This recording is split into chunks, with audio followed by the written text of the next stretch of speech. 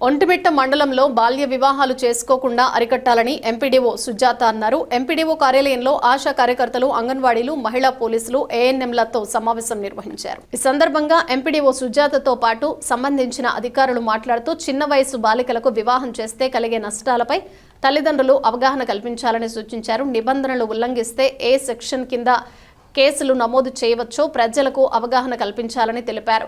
ఈ కార్యక్రమంలో CDPO Shobharani, PHN G Venkata Subbamma, supervisor Bhaskar Reddy, doctor Aruna Jyothi, legal cum profession lawyer Sunitha Raju పాల్గొన్నారు.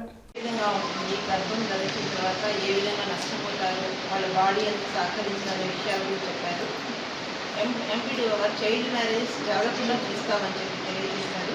తర్వాత సిహెచ్ఎన్ఓ గారు మనం ఫీల్డ్ లెవెల్లో ఉంటాం కాబట్టి ఫీల్డ్లో అందరూ సమిష్టిగా, ఇప్పుడు ఎండాకాలం కాబట్టి అందరూ చిన్న ఆడపిల్లలను పెళ్లిళ్ళు చేయాలనే ఊరితో ఉండాలి.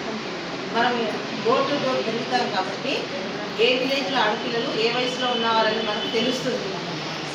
కాబట్టి వాళ్ళ మీద ఒక నిఘా వేసి ఉంచి ఈ ఏరియాలో ఆడపిల్లలు ఎంతమంది ఉన్నారు, వాళ్ళ మీద ఏమి వివాహాలు జరగడానికి మాట్లాడుతున్నారా, లేకపోతే ఏమన్నా హరాస్మెంట్స్ జరిగేటట్టు ఉన్నాయా, ఇట్లాంటివన్నీ కూడా వాళ్ళ మీద నిఘా వేయండి. మహిళా పోలీసులు అందరూ మా టీచర్స్ కూడా సహకరిస్తారు. ఎంతమంది ఉన్నారు ఈ ఏరియాలో అనేది తెలుసుకుంటే వాళ్ళ మీద మనము నిఘా వేయచ్చు. తర్వాత మనకు 8th క్లాస్ వరకు చదువుకున్న పిల్లలు ఇంటి దగ్గర డ్రాప్ అయిపోతారు. కొత్తపల్లి, చిన్న కొత్తపల్లిలో 8th క్లాస్ వరకే ఉంది అక్కడ.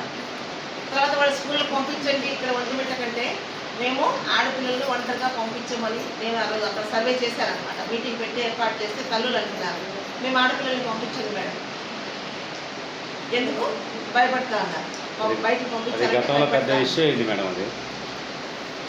అట్లాంటి కాకుండా మేము సెక్యూర్గా ఉంటాము, ఆటో తీసుకొచ్చి వదిలిపెడుతుంది, ఆటో తీసుకొచ్చి, ఎందుకంటే చదువు మీద వాళ్ళకి ధ్యాస కల్పించామనుకోండి, చదువు పట్ల ఆసక్తి కల్పిస్తే ఈ చైల్డ్ మ్యారేజ్ తల్లిదండ్రులు ఆలోచించడం మానేస్తారు.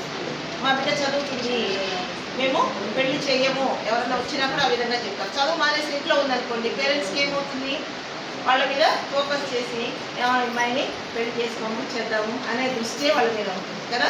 మేము పనికి పోతాము, ఇంటి దగ్గర పాప ఒక్కటి ఉంటుంది, బాబు పిల్లలు ఒక్కరు ఉంటారు, కాబట్టి వాళ్ళకు రక్షణ మేము ఇవ్వలేము, కాబట్టి పెళ్లి చేసేస్తాము అని చెప్పి అనుకుంటున్నారు. కాబట్టి చదువు పట్ల ఆసక్తిని కలిగించండి.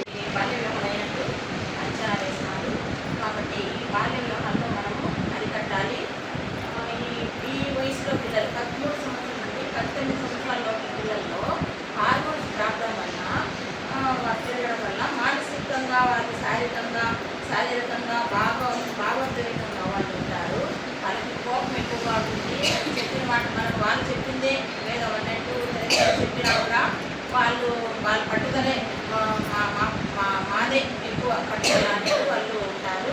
కాబట్టి వాళ్ళల్లో తల్లిదండ్రులే ముఖ్యమైన వాళ్ళకు స్నేహితులుగా ఉండాలి.